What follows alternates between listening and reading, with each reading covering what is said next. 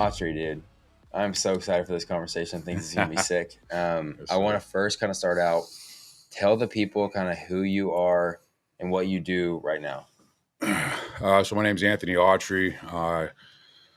I'm still coming up with the right word for it because it's just my lifestyle that I've lived, the applications that I've used on myself to change my entire lifestyle, going from a degenerate drug addict, constantly incarcerated, which led all the way up to doing even federal prison time, to now being married, successful business owner, sober, and getting in rooms with high level business people. So that's a Yeah, rough bro. estimate of Yeah. what I do. And I feel like every single time that we talk, you just casually mention something that you've either been through or overcome or conquered, and I'm just like, what? Like, I didn't know how much more interesting can this guy get.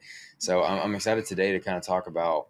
I want to hear a bunch of your story because we've been focused primarily on building your business, right? Setting up the back end systems, getting ready for kind of the scaling period that we're about to enter, and we haven't been focused we haven't. I mean, it's a good thing, right? Because we're focused on the building phase, but I'm kind of excited. Like I was telling Brad earlier with him too, I'm excited to get you captive for an hour to kind of talk about just you, man, like learning more about who you are, what you have kind of been through. So I want to kind of start at the beginning, man. Like talk about that guy that you were talking about at the very beginning. Like who was that? What was this time frame? Like go deep on that guy. Yeah, so I mean the addiction, everything really started early. Parents got divorced prior to my addiction starting, which started at 10 years old. And it was like right in nothing major, but it was like smoking weed, drinking alcohol, smoking cigarettes, like pretty much on a daily basis. And it progressed quickly to pharmaceuticals, all pharmaceuticals, benzos and everything else. Hallucinogenics, all the hallucinogenics, even the serious ones. And then it got into cocaine at a pretty rapid rate. By the time I was like 13, 14, all of it had been Wow. experienced and pushed to extreme levels. Had older siblings of my friends that were, like 18-ish, that were passing away, that were overdosing from like heroin and stuff.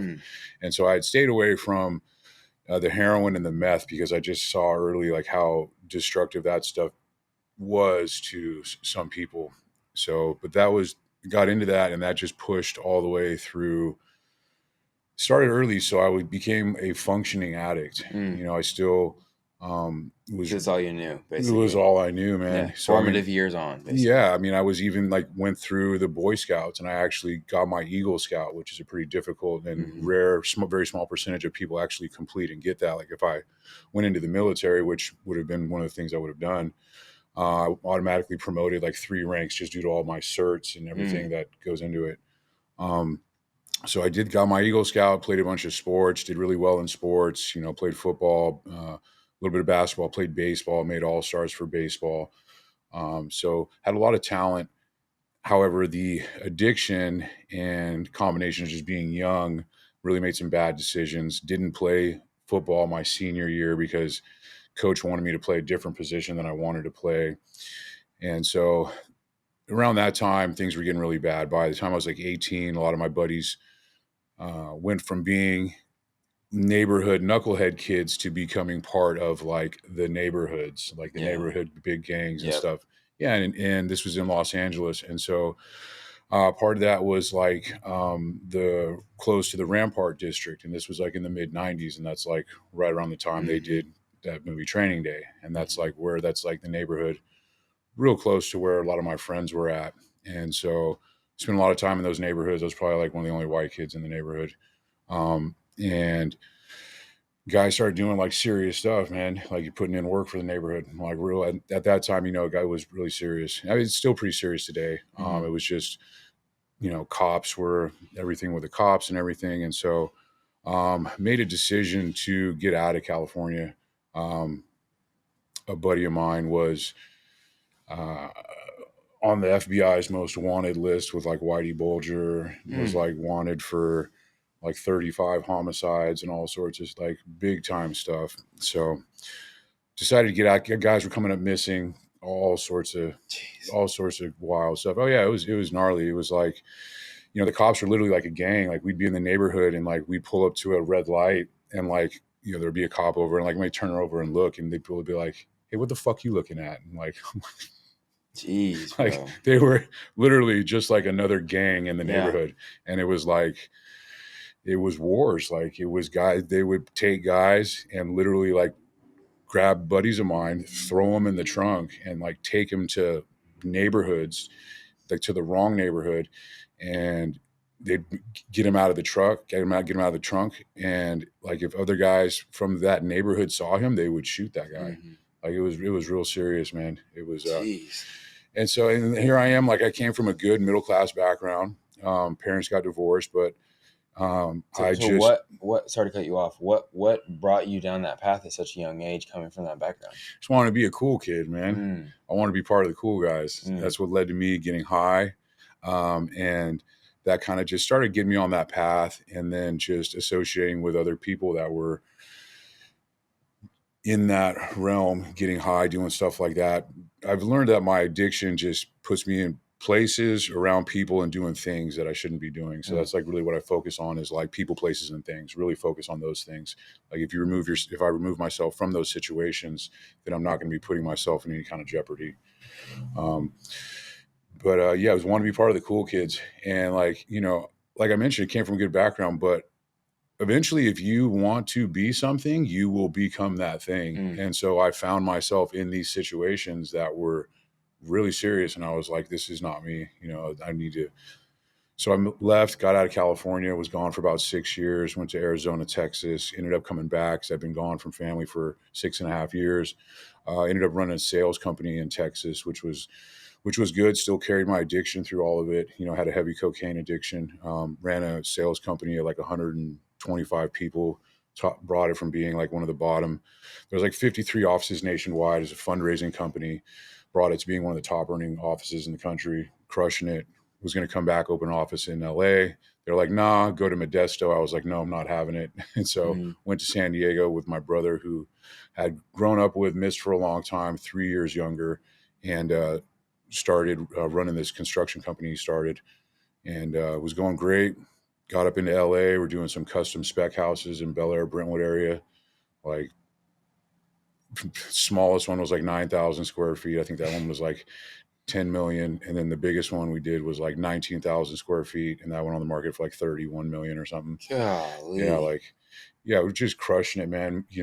Making lots of money, having addictions. And so this was like, we were partying really hard. We were all over the place, Vegas. I mean, everywhere VIP, everywhere bottle, like, all that stuff.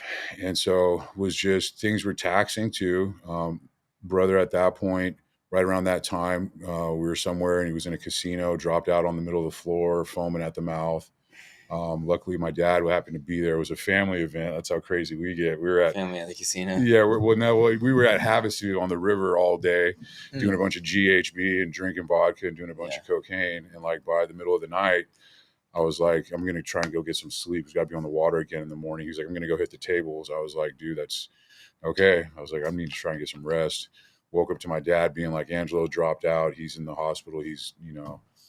So he kind of started curving off a little bit because he was having like heart issues from all the cocaine. And a little bit after that, I first got in trouble. Once I first got in trouble, got out, he was dating a girl I didn't like, and we went separate ways. At that point, I had the great idea at 30 years old to smoke methamphetamine, Mm, and completely destroyed my life. Again, I was a functioning addict, so it took a while for anything to really happen. Um, Eventually, work was like, "Hey, you need to go to rehab," and I was like, "Well, I've never missed work, and I'm never late. Like, well, what are you talking about?" And they were like, "No, it's either that or you don't have a job." I was like, "Well, I guess I don't have a job." mm-hmm. So eventually, lost the apartment. Then I was on the streets, and then it was just all out, man. I was just like on a sick one. Mm-hmm.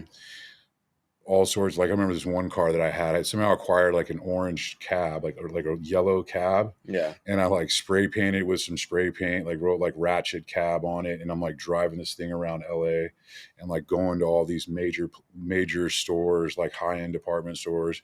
This is like before everybody's doing all this stuff nowadays, but we'd go in there and just clean everything out, and it was just madness. And I guess realized one day I was with my buddy and we had gotten stopped. They had stopped us, and I guess I turned out to be like on the LAPD Pacific Division's most wanted list, and which was a shocker to me. Bailed out on what was going on, and then I'm on the run, and so I was on the run all over LA. They would track me down at one place at my apartment one time, and it was ran off the patio, Superman off the patio, and running down the street in just my white Ralph Lauren polar boxer briefs in the middle of the day, in the middle of the street, get away from them on foot. I mean, it was nuts. Like a couple of days later, they find me by La Cienega in Venice Boulevard, and take them on another foot pursuit, get away from them, still on foot. The ghetto bird comes, the helicopter comes, get away from the helicopter. It was just complete madness, bro. It was like literally like a freaking movie. Yeah, it sounds like a movie. It's insane, dude. And it just went on and on. I'd get caught. I'd get a drug program. They'd release me. Something would happen. I wouldn't stay at the program, on the run again. And it was just a constant cycle of madness, getting locked up, being on the run. And this carried on from like 30 to 36. And I was spending a lot of the time locked up. And finally, during the midst of that, actually, 2014 January, they caught me one time and they were like, "We're maxing you out. Like we've given you chances. You're getting your max term." The good thing in that point is when I would get out, I'd have no probation. So I'm like, okay. So I get caught up, and that's January. Then in April, just a few months later, they tell me to contact home, call my dad, and my dad says, "Hey, Angelo's dead," who's my brother. And I was like, "What?" And turns out that a guy, one of our supervisors for the construction company, he got into it with, all just over ego, man. A couple of guys, "Hey, fuck you. Hey, no, fuck, I'm gonna kill you. I'll fucking kill you." And dude know where my brother lived, and I always disagreed, dude. Like, why do not let your employees, like of that kind of caliber, whatever, know where you live? Rule number one: don't sell dope out of your baby mama's house. You know what I mean? It's like, didn't grasp that, and a guy just pulled up one day, jumped out the car, and started dumping on him, and died right there. And I didn't get out for about a year and a half after that. I got like approved to go to the funeral, then they didn't approve it, and then it got approved again, then rejected. It was like a crazy roller coaster. Ended up not going. Yeah, it was just tough, man. It was really tough. You think I would have had enough when I got out at that point? I did. I had enough, and I got out, and I was off paper, so I moved to San Diego to be close to my mom, help support my mom. Losing a child is like, any parent's worst dream. Yeah. And just got there, was kind of helping her out, and just life happens. Some challenges came up in life, and there was an issue with my work. Didn't have a job, and then I made the excuse that I'm a felon and it's hard to get work, so I started getting high and selling dope again, and just started producing another movie in San Diego, and you just moved a lot of the same stuff there. Just took, because where we go, we take our habits with us. Yeah. It's just a geographical change. Nothing changes unless we change. So next thing you know, San Diego turns into my playground, and it gets crazy. Was madness. I'll spare some of the stories, but it was just like, so I mean, towards the end there, it was like I had a street with a whole bunch of cars. I had a bag like this big that was full of key fobs. It was like, what car do I feel like driving today? You know what I mean? It was like, so I was in an Audi and was going into downtown. My buddy called me from a rental place. He was like, "Hey, you come pick up a new car." Okay. So on my way down there, driving on the shoulder on the freeway because there's traffic, because that's just how I operate, Yeah. and get into downtown, and there's a whole swarm of cop cars. Like I see one and I'm kind of cautious, and then I hear a siren, but then I hear like multiple sirens. So I like look, it's downtown San Diego, one-way streets everywhere. look over and I see like a whole swarm of cop cars coming my direction. So shit. So I'm on the gas, going high speed pursuit through downtown San Diego on a Friday at 5:30 p.m. Like people and cars everywhere. Thank God I don't hit anybody. Get to a freeway on ramp, get away from a bunch of them, lose almost all of them. I'm on the freeway doing like a $120 and some dude pulls right into me, pops a tire. I managed to keep it straight, get it off the freeway, run, jumping houses, gonna double back to go across the freeway. And then I just see a whole line of probably like 20 cop cars. I was like, oh man, double back, and I can hear them coming. So I'm like, okay. So I find at a house and I see a crawl space. I pull the grate off, crawl up underneath the house, shimmy back in there, try and get the grate flush. It won't go flush. So I like try 3 or 4 times. I'm like, man. So I just pull it kind of sideways, get in there. They all come, they all leave. They come, they leave. Like 15, 20 minutes later, one sets of boots comes around, gets under there and finds me. Turned out to be the best day of my life because that's my sobriety date, October 5th, 2018. And pull me out. It was crazy, man. Like they like pat me down. I had the key to a Bentley in my pocket for some Bentley I was going to go get. Like it was just all sorts of nonsense. And that day I found myself in jail again, and it was October, and my brother's birthday's remember the 5th of November. And so it was his birthday's coming up, holidays are coming up, and I'm like, dude, like again, like how many times? Start counting. I'm like 3 out of 4, 4 out of 5 holiday seasons in a row. Don't want to count anymore. I can keep counting. This is retarded. What's the common denominator? My addiction. That's got to go. Yeah. So I was in like going to church services there, San Diego County Jail, like literally broke down, bro, like broke the fuck down. And hadn't happened since I was probably a kid when my parents split. Happened once when my brother was killed, and then it happened this time. And I was like, dude, like shit got real. And was just talking with God, man. It was really like building my relationship with him. That's actually when it all started, man. I started being up like hella early, like 4 o'clock in the morning when it's dark, I was reading my Bible, talking to God. And I just like started building my relationship because that's what I think it's all about. It's just a relationship. He's my homeboy, bro. Dude's hilarious, man. He's got my back 100%. That's funny you say that. It's actually something that myself and Jared Hamilton talked about on one of the early episodes of the podcast was like that. I think that relationship looks different for everybody. Oh yeah. That's kind of how I handle it too, is like, I just think how my like version of worship, right, is just, I just talk to God on a daily basis. Like we just talk back and forth like we're friends, and I just talk to him every single day. Some people feel closest to God whenever they go and are listening to worship music. Some people feel closest to God when they're at church and they're like physically in that community. Right. And so for you, it's been just talking with him. Yeah, have that relationship. I grew up, I was born Catholic, was raised, so I'm not too big on like the whole ritualistic things. I think the relationship is good. I do like listening to some kind of worship music. My wife and I go to church every Sunday. We found a church that's more, my style. It's smaller. It's, it's a bunch of guys that were in the service there. And like, it's a bunch of good people.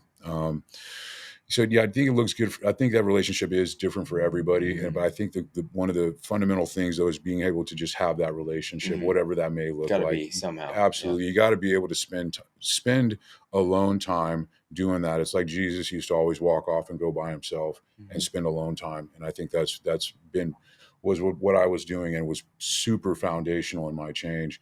And it was like, okay, like I had totally like frequency was dialed in, man. And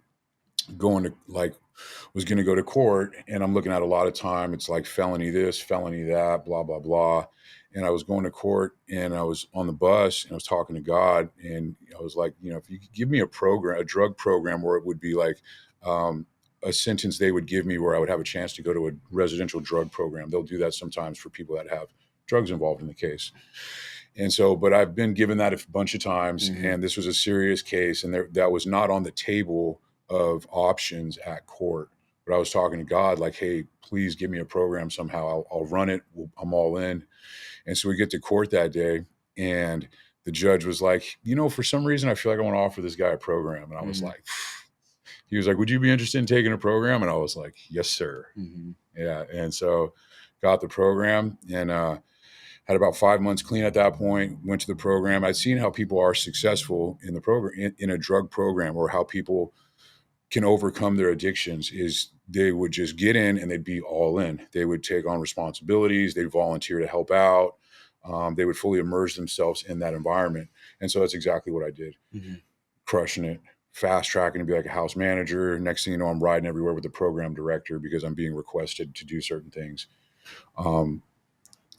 Just a few days away from graduating the program, and it's a Wednesday, and I'm at the house. I just had all my complete upper arc removed. I had implants put in, so I'm like all swole up, just eating some oatmeal. And it's a Wednesday, and they're like, "Hey, you have some visitors," and I'm like, "Visitors don't come during the week." I'm like, stand up, look out the window, and it's a black vehicle, black windows, and then some dude comes walking in with a badge on his neck, and he's like, "You Anthony Autry?" I'm like, "Yeah." He's like, "I'm a U.S. Marshal, and we have a federal warrant for you." I was like, it's like, what does that mean? He's like, that means you're coming with us. And I was like, can I call my attorney? He's like, when we get in the car. So I called him. I was like, what's up, dude? He's like, I don't know, but it's not good. It's like, man. So they had a federal indictment for me for something that I did take responsibility for, but it was a few years prior in all my madness. It turned out to be a small distribution case, but it was over their mandatory minimum. And so ended up getting 77 months for it. Long story short on all that. But I was just like, okay, like take responsibility for this. Like, so I know how to do time. Like when I've always done time, I grew up doing time in LA County Jail. Like I've blown over that part, but I should talk about how instrumental that has been for me, because in LA County Jail is a real serious county jail. Yeah. And my first charge was a violent charge. And so that put my security level at a 7. And so unfortunately, whenever I would go there, because it takes a long time for your security level to drop, I would be in higher security places. One of the places I'd go to quite frequently was they call it Supermax. It's at Wayside. Let me clarify for all these people out here that want to like say all kind of nonsense. It's at North County Correctional Facility, which is technically called Pitches Detention Center, which is out right next to Magic Mountain. And they have a facility there that's called Supermax. Okay. So, because I've had people say, "Oh, you're at Supermax in Colorado," like, no. So educate some of you people here. Yeah. But I would go to Supermax a lot, and that's where a lot of like you have like the 500, 600, 700, 800, 900. So those are the different places in Supermax. The higher up the number, the higher security. So I was a level 8 at that point. I was in the 800s. 900s is like high power. That's where like Chris Brown was at. That's where Suge Knight was at. He like broke it down. Like I'm not even going to touch on some of that stuff, but so I was in Supermax a lot, and stuff's real serious. Guys are fighting all day, or they're fighting life in there. So guys are there for years at a time. Everybody's very respectful, but everybody runs a really good program. I always talk about running a program. What I mean by that is like how somebody operates. What are their day-to-day actions, their habits, their manners, their routines, their morals, etc. Their program. And so I would always observe, because I'm not trying to get caught in a bad situation. So I observed how individuals ran a good program. It was like they were up early, their area was clean, they would work out, they had a very regimented schedule of things that they would do. And so I just copied that and followed that.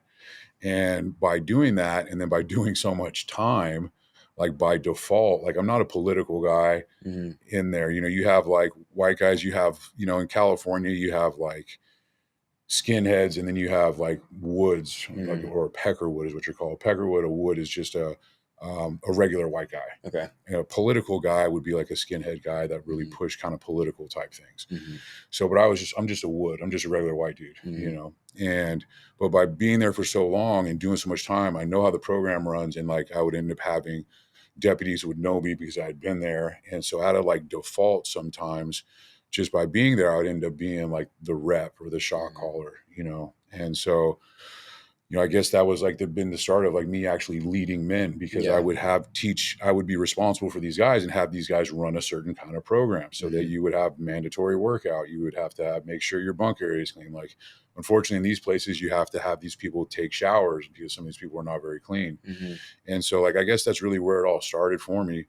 Um, and And that's where you got some sort of like a leadership role for the first time. Okay, so what what about you at that point made you feel confident with all this background that you have, made you feel confident to be like, I'm gonna be the guy, or I'm the guy that steps up and leads? Do you think it, like, you kind of just described it like it just happened because you've been there, but what inside of you made you be like, okay, I could actually do this, I could lead, I could make some sort of an impact? I think it was because, like, there would be situations that would happen. Mm-hmm. And in there, if situations, like, usually everything's segregated by race, and that's Mm-hmm. just the way it is. And it promotes accountability. It creates like order within. Somebody can't just bump into somebody and then somebody's fighting and all sorts of stuff. Like, if something happens sometimes with another race, then you will have to, the person of that other race, that rep will have to talk to the other rep. And majority, the car, they call it a car, the group, it's like the white car, the black car, etc. Mm-hmm. That car will then reprimand themselves. You know Mm-hmm. what I mean? Depending on the level of infraction, it may be like a workout break off, a bunch of burpees, or Mm-hmm. a few different things. And so I would be places and things would happen, and I'm like, no, like, that needs to be taken care of. We can't do that. And so it was like, I guess it was out of trying to keep peace and not be in a place where a riot would pop off, Yeah. is what Okay. kind of led me to kind of step up and be like, no, like, this needs to be taken care of, because the stuff does happen. And it's like, Mm. where I was at too, like, we definitely were the smallest car. We had the fewest numbers. So when things did pop off, it wasn't Wasn't good very for y'all. fun, man. No, Yeah. I've been in places where it'd be like me and a couple other white guys, and we'd be fighting a whole dorm of 80 people, man. Mm-hmm. Yeah, it really sucked. Yeah, I Yeah. believe, I would imagine so. So you're running this. I've heard you call it a unit before, right? Yeah. Like, you're running this unit, and you're putting these guys essentially on. Would you describe it as like similar to what you were doing at the rehab center, or what? How did you figure out these pillars for what you should be putting these guys through to keep them on the right track and keep everything the order, like you said? Um, Really kind of like how I work with guys today is it gets in more detail just off a lot of the self-improvement stuff and discipline, and things that I've read, really educated myself on. Really comes from that aspect. The In there, it was just more of a kind of just a basic routine of, hygiene, workout, stuff like that. So it didn't really get in that much depth, but always throughout this time, I was always reading. Mm. So all these years I was reading. Then when I was in the feds, I spent even more time reading because COVID hit. When COVID hit, I was in San Diego at MCC, which is the federal BOP building in downtown San Diego. And I was on the 12th floor, which is the high security floor. Mm-hmm. And COVID hit, and so we were out. Came down to Geneva Convention, like, regulations or whatever you want to call it, Mm-hmm. where every 72 hours they have to give you a shower and they have to give you a hot meal. Other than that, they can just give you a cold sack lunch the Mm-hmm. rest of the time. So we were locked in our cells 24 hours a day, 7 days a week. Except they would let us out for 15 minutes every 3 days, and it would be at least one or two other guys in your cell, and you'd have 15 minutes between all of you to shower and make a phone call. And you got that every 3 days. And that lasted for about 7 months. Jeez. So I'd spent 7 months all day, every day reading. I think I read like 70 something, like, nonfiction, self-improvement books, like, Mm-hmm. within that time frame. Wow. Um, yeah. And So you don't think about that either. You don't think about how, I mean, COVID impacted a lot of people in a lot of ways, but you don't think about that yeah, that side happening. of it. Yeah, it Yeah. was crazy, man. They were like trying to push everything, and they were like trying to force us to take tests. It was ridiculous. It started happening, like, when it first started happening, they were like started shuffling everybody around, and I'm like, Yeah. if people are sick and people are locked into a cell, Maybe we shouldn't everybody's shuffle. quarantined already. Yeah. Like, why Yeah. are you moving? Yeah, and then it was like they want to come around and swab us and do all this stuff, and I was like, a lot of the nurses are all females, and so I would yell out the door. I'd be like, "My body, my choice." And they didn't really like that one. Yeah, I doubt they But it's the liked it. same thing. Like, come Yes. on, Yeah. you know. The so whenever you get to that scenario, how are you still doing I mean, you could only work out for 15 minutes every 3 days. I'm working out in the cell, bro. Okay, so you guys were, and there's 2 or 3 of you guys in a cell. Yeah, so you guys are cell's just from that end of the couch to that wall, and like yeah. about half as wide. It's like big enough for 2 bunks, and then you may have a bunk on top of another one, and then you have a small stainless steel toilet with a sink on top and the door, and that's it. And then you have like a little walkway right there. So I would bust down, do burpees, I'd do sit-ups, I'd throw all my books, because you're able to have books. I had a book sent to me. Throw all my books in like a t-shirt, wrap that up, use that as a weight. You get really creative in there. So Yeah. I had no problem working out. Like I worked out every day, all the time.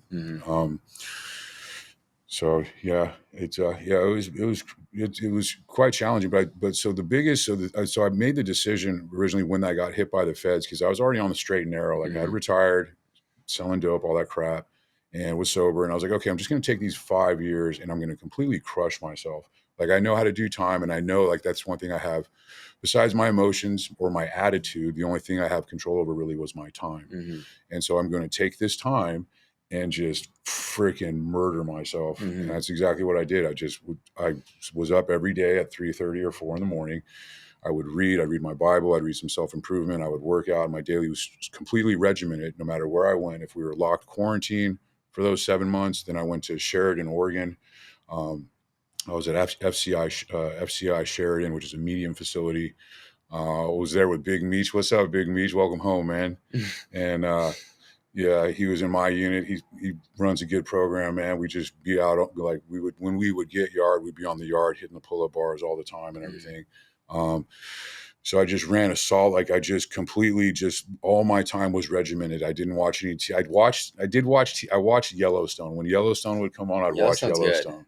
And that was it. Man. Other than that, I didn't watch any other TV. And I would watch the country music countdown, that would come on in the morning. And that was it. Other than that, I didn't watch any TV. Yeah. I didn't even like stopping and talking to people, because you're wasting my time. Like I have things that I can be doing to better myself. Yeah. And so I just crushed it, man. I got all the way to, towards the end of my sentence, they gave me RDAP, which is Residential Drug Abuse Program. It's a 9-month in custody, it's on the facility. It's a unit that's focused on drug rehabilitation, CBT, all sorts of stuff like that. And so I'm dialed in now I'm running this and all the stuff I've been doing for the last 5 years. Like by the time in that program, I get towards the end, they'll have mentors that do the last phase of the program. Each phase is a few months. And so I was a mentor in that program. And so I just was, I had come across Jocko. I learned about Jocko's stuff. And so I was like up in the unit, actually reading to the whole unit of guys, Discipline Equals Freedom. Wow. And all, yeah, which was pretty powerful. It was solid, man. I was just trying to get these guys to level up, man. Like I said, I didn't really I didn't realize I'd been doing all this stuff until just recently, like a month or two ago. I was like, wait a minute, like I've been leading men for like 6 years, man. I've been teaching guys a program, in other kind of more serious situations. Then, it just all occurred to me one day recently. I was like, duh. But, yeah, so get out and just, everything's going good. I got home, had 4 months halfway house, which is mandatory for the program that I went to. In order to get the little bit of time off that I got, you had to do the 9-month in custody and then a 4-month halfway house time. However, I got home confinement. I got an ankle monitor within like 3 weeks, because I just did everything I was supposed to do. My case manager was like, do this, do this, do that. I was like, okay, that done. What's next? So I got home confinement. And then everything was going really good. I had gotten a job like at an ironworkers union, because that's doable. If you're a felon and you need to get a job, look into unions, go to halfway houses. They're full of resources. You can get a job. It's doable. So I'd be up at like 2:00 in the morning. I'd go work out. I'd be at the yard at like 6:30. I'd work on iron all day long. Then I would go do jujitsu in the afternoon, and I would go home. Yeah. No pajama party though. I'm no ye. Yeah. And go home, eat, and repeat, bro, and crush myself. Like my brother Danny was like, everyone knew what I was doing. And so my brother Danny was like, hey, I want to take you over to this gym. My buddy I went to high school with funded it. So he takes me to Victory MMA. And I'm like, okay. I'm like, wait a minute. Like that's Jocko's gym. You recognize it, yeah. Yeah, that's Jocko's gym. So we get there. They'll welcome me, open arms, call me like a membership, just like whenever you want, come on in, whatever. And so I started going there, and I see Dean Lister there. I've known Dean for many years. Dean Lister is a big judo guy, jiu-jitsu guy, world known guy. And so I seen Dean. He's like, dude, where have you been? I'm like, dude, you don't want to know. Yeah. And I was like, hey, by the way, Angelo's dead. And he was like, what? I was like, yeah. And I'm talking to Dean the first time I see him, and then Jocko was right there because him and Dean are good friends. Jocko comes walking up, and I'm like, oh shit. And I'm like, this is probably the first time I'm starting to get real uncomfortable because I know I have to do things that make me uncomfortable to get better. How am I not going to talk to this guy and tell this man how influential a lot of this stuff has been for me? You know, because I was already on that path, and then I came across his stuff, and I'm like, this is my shit. Fuel to the fire. I'm like, dude, where has this been all the time? You know, and so I was like, dude, I was like, Jocko, I was like, sir, I was like, first off, like I have to thank you for, you know, everything that you've done. Like, it's all your stuff, like I've read and has like really changed my life. I was like, I want to let you know, like I was just in federal prison, a mentor in a unit, like reading Discipline Equals Freedom to this whole unit full of guys. He was like, man, that's badass. I was like, absolutely, man. And so it's kind of cool. We just like kind of started talking a little bit. I'd see him there at the gym on open mat on the weekends and everything. And like, he was a sharp dude. Like I told him, like, you know, that I had it for like a few more months, and it was like, it got down to that week that I had it, and I'm on open mat, and he comes walking up the stairs. He's like, what's up, dude? I'm like, what's up, man? He's like, that comes off this week, huh? And I was like, it does. I was like, you're good, man. Yeah. Solid. Just remembering a small detail about you. Yeah. Sharp dude, very good guy, man. Always takes time for people to like do whatever. His daughter's pretty cool. She teaches a kids class. All these things started happening, bro. Like, you know, while I was locked up, I was reading a bunch of like books about Navy SEALs. I find a lot of parallels with guys in the military. Like, you know, spend a lot of time away from family. You know, there's a lot of structure in the military. Guys sometimes suffer from addiction issues. Then there's the whole transition back to society thing that takes place sometimes too.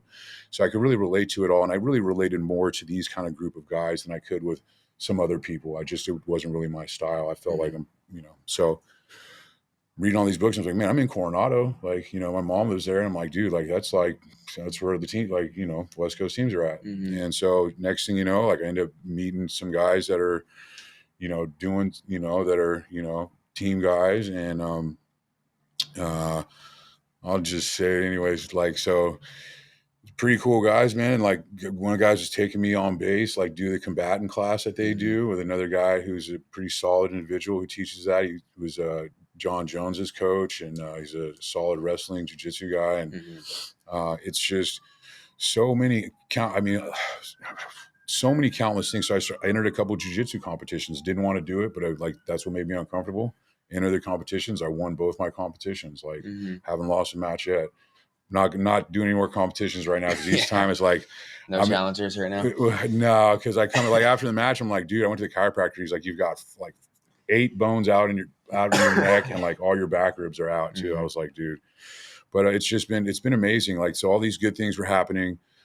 Still just not associating with anybody. And then my buddy was like, hey, first person I met him from the gym. He's like, hey, you're in Coronado. I was like, what? He's like, yeah, I seen you in the restaurant there. I'm like, oh. It was kind of weird. We started talking. He's a successful business owner. And he's like, hey, he starts getting to know me, about my history, what I do. And I'm still running the same kind of program. He's like, hey, guys like you, like are teaching what you're doing to guys online. I had never even been on social media. Hadn't been since I had gotten out, not even on Facebook. I was like, just focused on my foundation.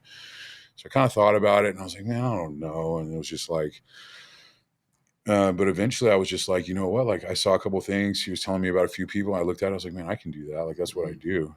And so, right around that time, I was trying to meet, like, I've been praying to God to meet my wife for a long time. Like before I got out and even after I got out for about a year, it was like about a year. I'm like praying every night, like, God, please, like, please let me meet my wife. And so got on a few Christian dating apps. Those chicks were weirdos.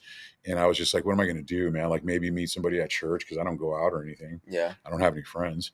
And got on Hinge and just put it out there. I'm like, sober, don't drink, like, you know, don't do this. I'm a Christian. Like, you know, I don't, no hookup, like I don't, none of that crap. Just put it like straight out there. Like, I don't, you know, and we ended up started talking and we meet, and she had a interesting, because she had done the whole dating thing and she was about done. And she was like, God has told me to give this one last guy a chance. And then that's it. Just do it one more time. And so we met, we went on a few dates, and it was like, I think we dated for like 6 weeks and I proposed because it was like everything I wanted. Like I have a list of what I was looking for in a partner. And it's like, Mhm. not only do I have to have these specific things, but I have to make sure I'm doing those things myself. Mhm. And so, faith was at the top and a few other things, fitness, eat healthy living, a few other, our political views are the same. And Yeah, like, yeah. so underneath these big categories, everything else kind of trickles into play. Mhm. Anything else is small, we can fix it. So we decided, I proposed, she said yes, which was awesome, and, there's been challenges like on family sides, I Mhm. come with a lot of history, so it's like, it's understandable. Mhm. So we had just made the decision to elope. We'll have a ceremony here in the near future, but she Mhm. was like, yeah, she's like, let's go jump out of a plane and get married. And I was like, what? She was like, yeah. That's And I'm like, awesome. I mean, we can see she's 5'3". She can deadlift 225 for Mhm. reps, but she was like out of nowhere. She's like, she tells me, she's like, yeah, I'm like, you're serious? And she's like, yeah, I'm serious. I'm like, all right, fuck it, Mhm. let's go. So we just decided to go and like try to get our pastor from our church. I'm like, so you're gonna jump with us? Let's do it. He's like, Yeah. no, no, no, no. I'll be on the ground when you Yeah, guys we'll be land. waiting for you. Yeah. So it was sick, bro. Mhm. Jumped in my cowboy boots, landed, we're on the ground, had a little ceremony, just, with our hats on and everything. It was Mhm. it was epic, bro. It was really sick. That's so And awesome. yeah, it's just been so many, life just continues to get better and better and Mhm. better and better. And it's like when I was not in the right place and I call it like proper alignment. When I wasn't in proper alignment with like, my faith, clear headed, mentally, physically, emotionally, if I wasn't in proper alignment, things would always like happen and I would go down or like, Mhm. but now that everything I'm in proper alignment, bro, it's just like Yeah. constant upward trajectory, Mhm. like insane.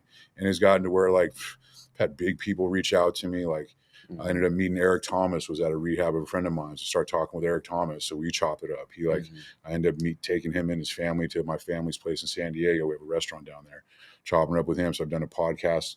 We met up again after that. I've done a podcast with him. I've had like big time people reach out to me and be Mhm. like, hey, I like what you're doing. I'm like what? Yeah. I'm like, this is crazy, man. Like, But it is powerful stuff, Anthony. I mean, like, even whenever you and I first met, right? Like, all I know is that I'm working with this new client, right? And we're gonna talk, and I kind of handle that first call the same way that I handle all first calls. I want to understand a little bit more about you and what your business looks like and how you're currently getting leads and stuff like that.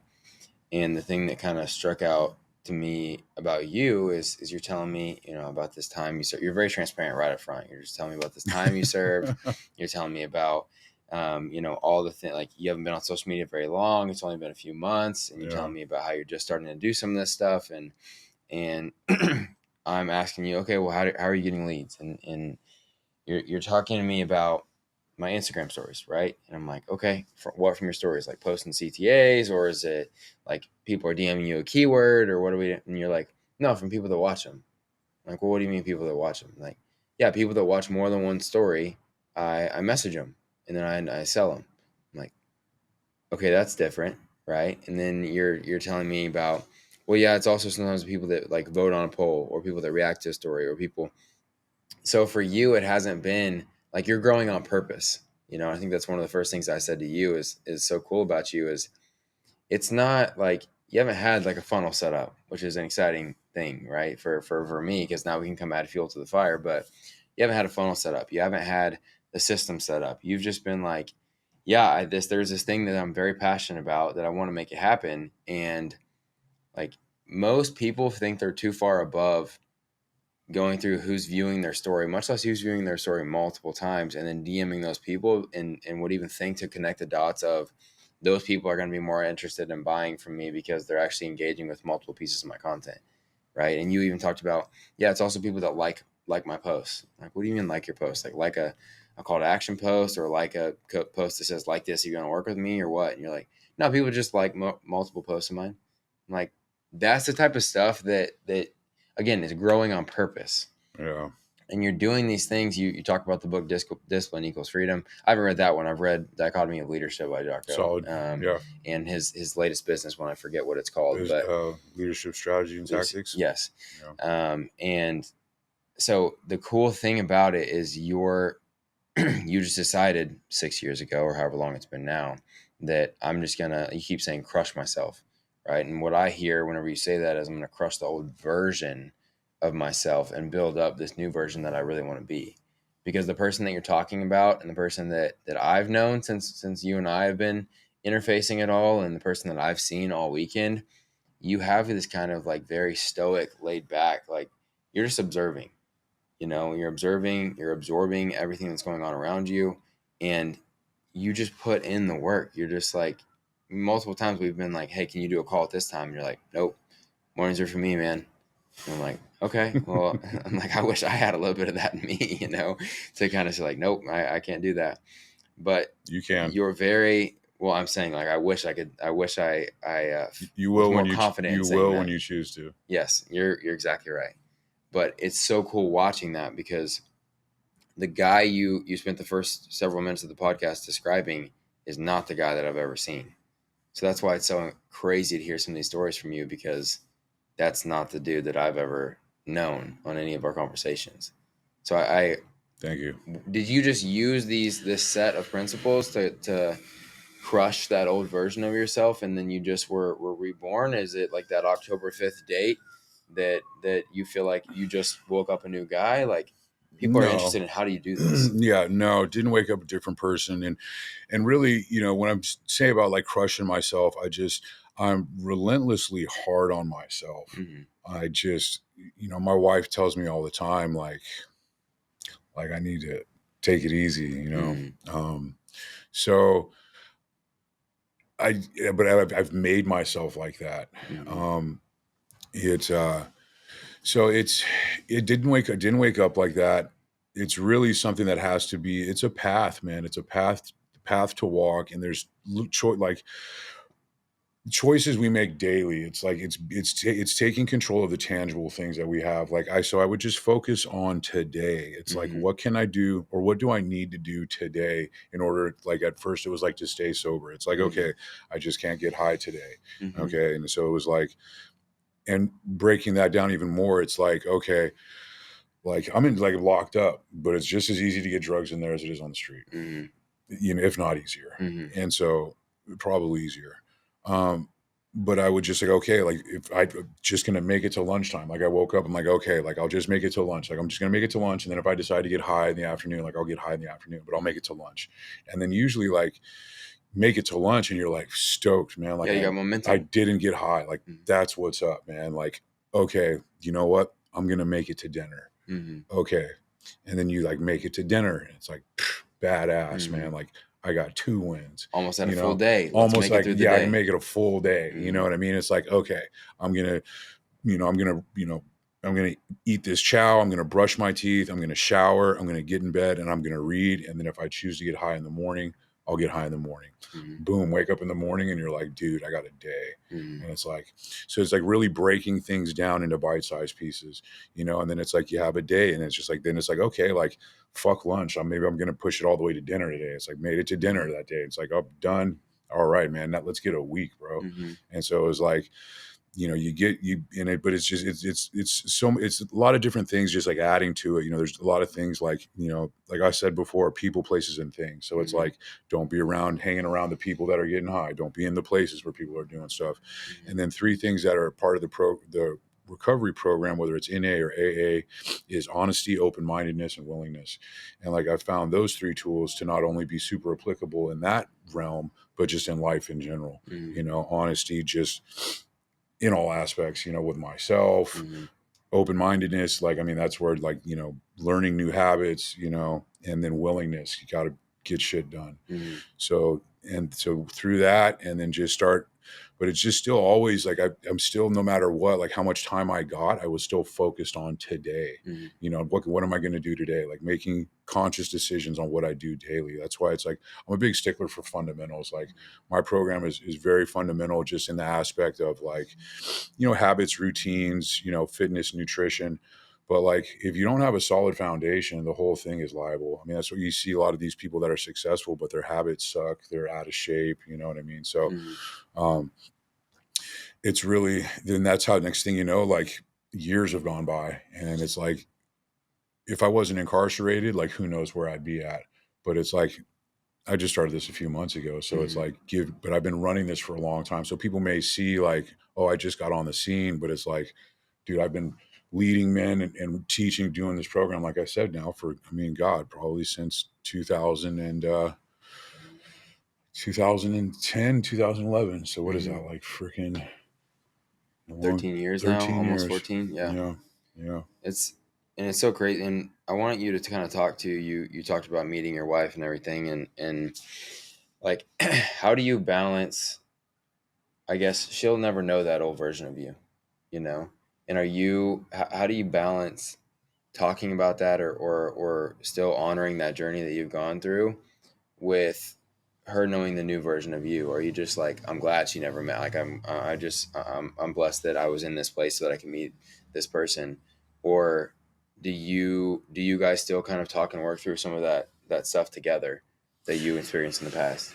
I don't really bring it up much. I might Mm-hmm. bring up something that's like, man, like this, I might say something in passing. I don't really speak on it that much. I mean, Mm-hmm. I've been speaking on it a lot recently since I've started doing this because I'm Mm-hmm. sharing my story. Yeah. But I'm not proud of a lot of the things that I've done. However, like if I'll bring things up, because sometimes things are challenging for me. There's really uh, a lot of course we dismiss things. If we focus on things, it will enhance things. But like I've spent a lot of time, like a decent amount of time locked up. Some people have spent a lot more time locked up than I. I'm not trying to say I've done a lot of time, but Yeah. it's been quite a bit of time. Mm-hmm. And so the whole kind of transition, there's a lot of like sensory deprivation that takes place, like being incarcerated. And then Mm-hmm. there's like a lot of sensory overload being out here. And then especially today with how everything is just like instant Yeah. gratification, a touch of like anything you want with your phone. It's Mm-hmm. like, so some of the adjusting it's been good. I've done really well, but there'll be periods in time where I'm literally like just anywhere sitting there and it's like I'm in fight or flight mode, Mm-hmm. like crazy anxiety. Like I was talking to Matt about that last night. And but it's I live in gratitude. Like I was drawn to Matt because like gratitude, I wake up every day super grateful, probably because of all the crap I've been through. Mm-hmm. And but like honestly live in like a state of gratitude. My wife can vouch for it. Like whenever we pray all the time, we pray before we eat, we pray before we Mm-hmm. go to bed. Like we do a little Bible study in the morning. And anytime I pray, I'm always like giving thanks. You know what I Mm-hmm. mean? It's just how I feel. Um, but totally lost my train of thought. Um, what were we talking about? Yeah, we were talking about like the old version of you, and how you kind of interact Yeah. with that with Priscilla, and you get overstimulated sometimes. Yeah. So, I mean, I'm always like, I'm just in gratitude. I'm just a super authentic dude. But every once in a while, something like this will come up. But she always has my back. Mm-hmm. She's always super supportive, which is like super game changer. I It like is for that. every man. Dude, yeah, I was listening to one of Jocko's things one day, and he was like, "Yeah, my buddy said something to me, and it really registered." He was like, he's not in the service or anything, but he was like, the most important decision a man will make in his life, and like that had his attention. And he was like, I was like, is who you choose as a partner, as Mm-hmm. your spouse, period. And I was like, whoa, and really thought about that, and like used my experience because I've been in every relationship I've had prior to this has been some sort of toxic Mm-hmm. relationship, what based off of addiction or some other not healthy Vice. thing. Yeah. Right. Mm-hmm. And so, I really had kind of, had become aware of that before we met. And so I was like, okay, like this is it. Like I need to be careful, make the wisest decision. And like, so that was another reason why I proposed to her right away is because like I could tell she's just like a good You person. knew. Like, Yeah. yeah, I knew like, and so she's been super supportive, bro. Like I couldn't or wouldn't be doing everything I'm doing today if I didn't have her to help. You know what I mean? So Mm-hmm. it's It's. awesome, I, dude. I agree with that quote 100%. I saw another one that's similar that says like, if when it comes to picking your partner, you need to make sure that they're worth your two closest friends. And the reason is because that takes up essentially the equivalent in your life and in your circle of your spouse is essentially your two closest friends. Like that's who they become, Yeah. right? And so it's like if you're courting somebody or dating somebody that you don't feel like you would trade your two best friends for, to like happily make that trade, right? Then that's not the person for you. And like you talked about praying for a wife for a while. Like my prayer was a little bit different, but and I talked about this at my wedding, but I used to wake up and I was going through like a little bit of a dark time in college and everything, and I would wake up and I would pray like, just please just make me happy. Like I just want to be happy. I want to be Mm, able to be happy with who I am in my life. And I would pray. I was praying that every day for a while because I was going through it, mm, just going through it.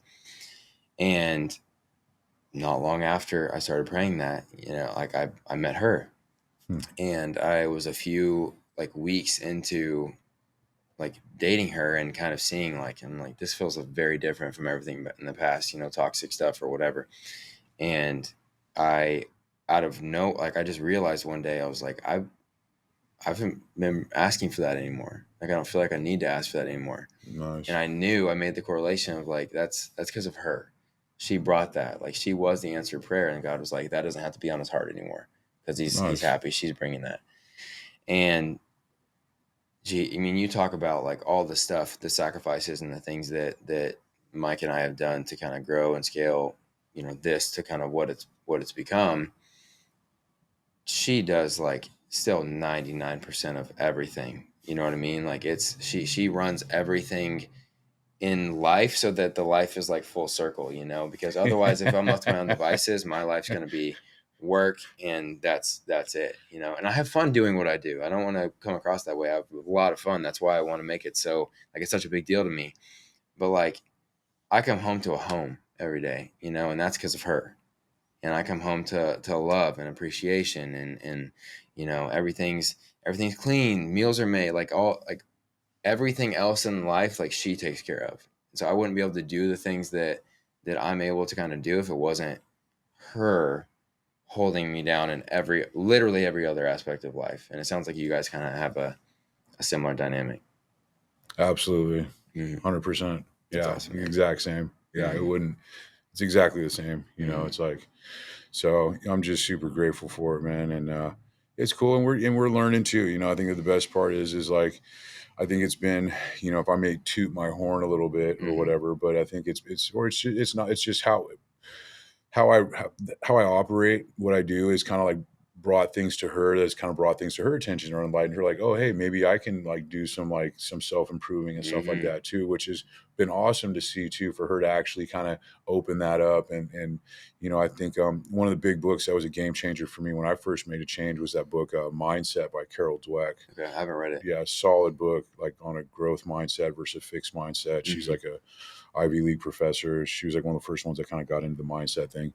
um, Solid book. And so like I had talked about it or something, recommended it. And so she just finished reading that not long ago. And yeah, it's just, I think it's a beautiful thing. It's like I get so much out of it too, like helping people, helping men, pretty much, make these changes and like seeing guys like go down this path and like learning and growing and like their whole life's changing, bro. Like Mm-hmm. literally, like I have guys like come to me that are in the depths of drug addiction and Mm-hmm. like get sober and like go from being fat and out of shape to like Ripped. in really good Mm-hmm. shape. And like, their whole life's changing, bro. Their whole, relationships with families being restored, everybody seeing what's taking place and like being proud of them. And like, bro, that's just like It's impact at the so highest crazy. level. It's so cool, man. Mm-hmm. It's like having people get off like blood pressure medication or psych meds and like all sorts of Mm-hmm. stuff, man. It's pretty sweet. And I have to say, like,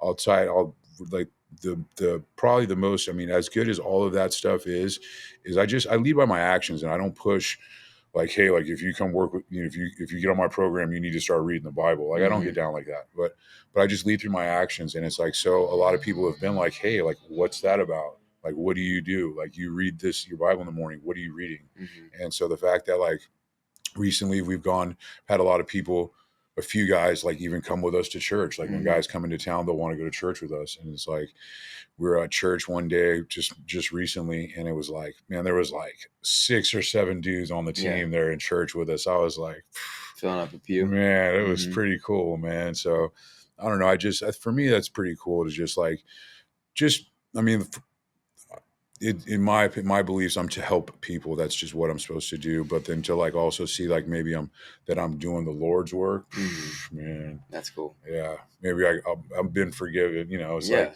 forgiveness is huge, bro. I think that's another thing I'd like to just touch on is forgiveness is like, you know, huge game changer. Like, first forgiving myself for all the Mm-hmm. crap that I've been through, you know what I mean? Like realizing people, and then and turning it outwards. Like, I can't, like, parents, like everybody just does the best they can, so not having any resentments, completely forgiving myself, forgiving others, forgiving the dude that murdered my brother, Mm-hmm. like all sorts of stuff. And that's just been such, like, between the forgiveness, like, of course, being sober, like, but between being sober, finding forgiveness, living in like a state of gratitude, Mm-hmm. learning to put myself in that, and then just being an authentic motherfucker, bro. Like, I don't give a fuck, dude. Mm-hmm. Like, like you said, I'm completely transparent. Like, Mm-hmm. I don't like, like, that's your problem. That's not my Yeah, problem. yeah. And I just don't care. Mm-hmm. I mean, I'm respectful, and I, like, I was raised, like, my mom's family's from the South down here. Like, so I know manners. I treat everybody with respect, but I'm pretty authentic. And so, Mm-hmm. like, between those things, like, it just kind of is transpiring through to like what I'm doing. It's being received pretty well. So, Yeah. yeah. Well, just coming off of Lead Summit and the weekend that we just had, what are some things that you're wanting to kind of take and implement this? I know you said you got a lot for me, Bro. and we're gonna get into it. But if you had to name like a couple of things, what are some things you're looking to implement in your business? Dude, I mean, like you said, everything was just like bare bone. Like, I mean, like, I don't even really know how to still use everything on Instagram, Yeah, man. Like, yeah. so so I mean, I'm stoked for all of it. I think, we just recently had done, because we're about giving back. She's getting on board working with the women now. So I had done literally just recently like a scholarship type thing. Mm-hmm. It wasn't any kind of way that it should be done, or Mm-hmm. but it was just something that I put out there, made a couple reels, like, hey, as a way of giving back, we're going to be comping a couple, for like a 3-month program, Mm-hmm. da da da da da. And so I picked a couple of the guys.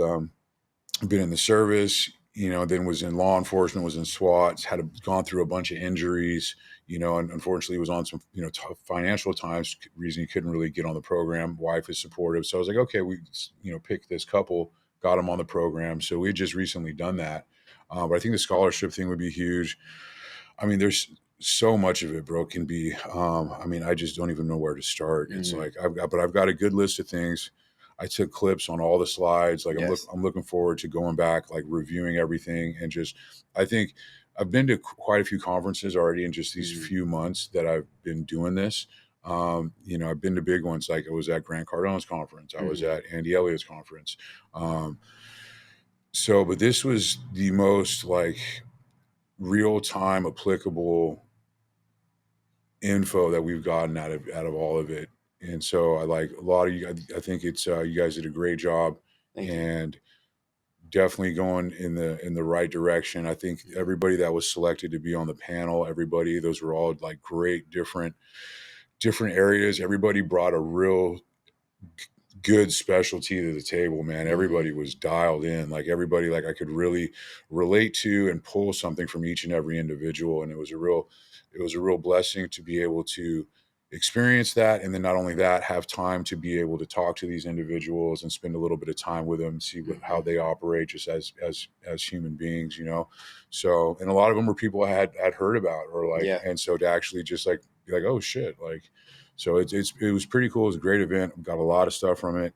Really looking forward to it, bro. Like, if this is, people say I'm doing pretty good. I don't really know anything, so it's like, okay, then I guess I'm doing good. So if I'm doing good and like I haven't implemented anything, like, Mm-hmm. I'm looking forward to what this thing Yes. could be. Yeah. That's the cool thing about you again is you didn't have any system whatsoever. Nothing. Right? Like we weren't even running. Most of our coaches come to us and they're like, "Yeah, just push people to an application." We weren't even running an application with Nah, you, right? Like you were just didn't really literally sorting through likes and viewers and turning that into 10 15K a month. Like that's incredible, yeah, a man. little bit more than that. A couple months. Yeah, yeah, it's incredible. Yeah. So I think it's going to be really big for you. I think the sky's the limit, and I'm super super excited to build with you over the next several months as we kind of continue to implement some of these things and push them. But man, your story is extremely inspiring. I appreciate you and Priscilla both coming out to the event and just spending some time with us. And I also appreciate how you showed up this weekend too, because again, you were front row the entire weekend. You know, you were taking the notes, taking the shots of the different slides. You were showing up and listening. You're asking questions. You're talking to the speakers on the side. It was a pleasure for me to even just get to like sit next to you last night at the VIP dinner and overhear you and Matt talking like about the things that you guys were talking about. It was super high level, deep conversation. And it's like, it's just cool to again, watch how you're operating, showing up in the world, and knowing where you came from in that background as well. Like it's incredible, man. You're Man. super inspiring. I appreciate it, man. And yeah, it's been an extreme pleasure. You know, everything, like I said, has been a great opportunity to just really kind of experience everything. So I'm super grateful. You know, great hospitality, man. You guys, I would expect nothing less in Texas, man. So good stuff. I know you guys are Oklahoma boys, but you know, all good though, man. You know, it's all right. Can't blame you for that, you know. But yeah, I just like to kind of close out and say that, like, I'm no special, man. I'm no different than anybody, you know, and it's just, we all have choices that we make daily. And it's like, doesn't need to get as bad as it got for me. You know, it really doesn't, you know, but you have to want it. You have to make that change. Anybody can do it, man. But you but it comes as simple as just making a decision that day. You know, I'm not doing this shit today. And it's as simple as that, man.